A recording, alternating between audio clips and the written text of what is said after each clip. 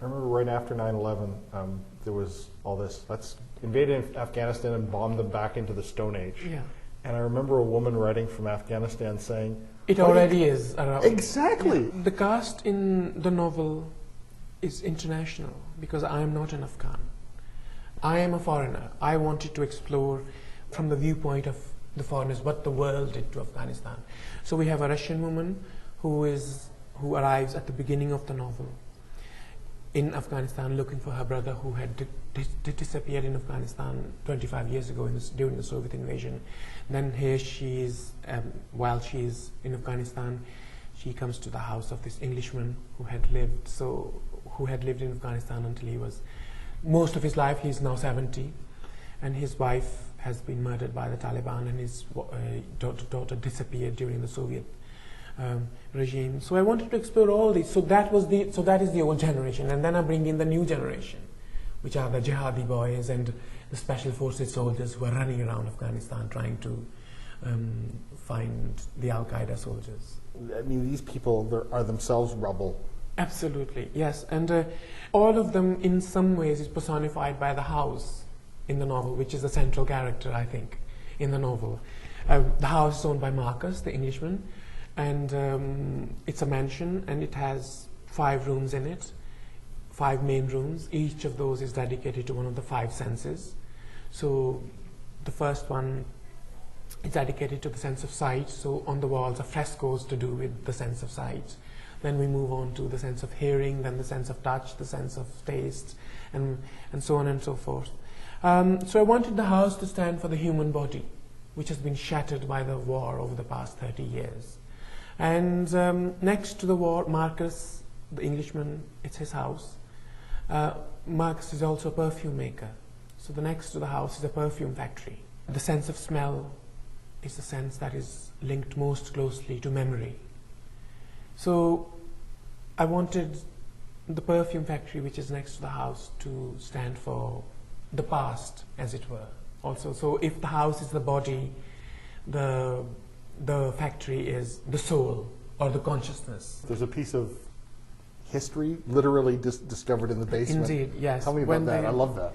When they begin to dig the foundations of the factory, they find the head of a giant Buddha lying on its side, which at some point in the past had been buried. And it is too heavy for them to move. So they make the factory around the head. So as you enter the factory, in front of you is a giant Buddha's head lying on its side.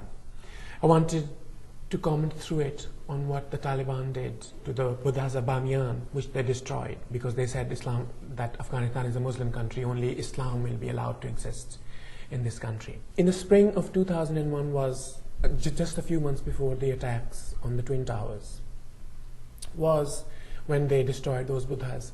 And they come into the house in the novel on the same day, and they try to destroy the Buddha in the perfume factory as well.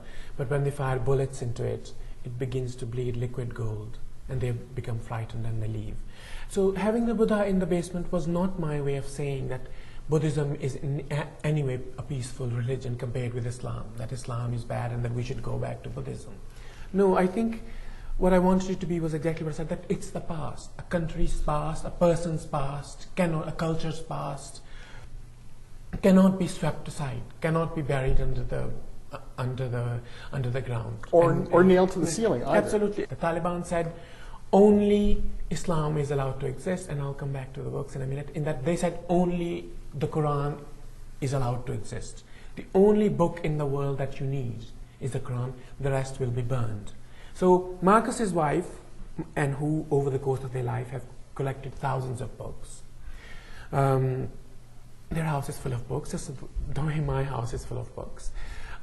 So the wife who, during the tragedies of the Afghanistan recent history, loses her mind, and she's so frightened in her madness that her books, which she loves, will be taken away and burned, that she nails all of them to her ceiling to put them out of harm's reach, as it were.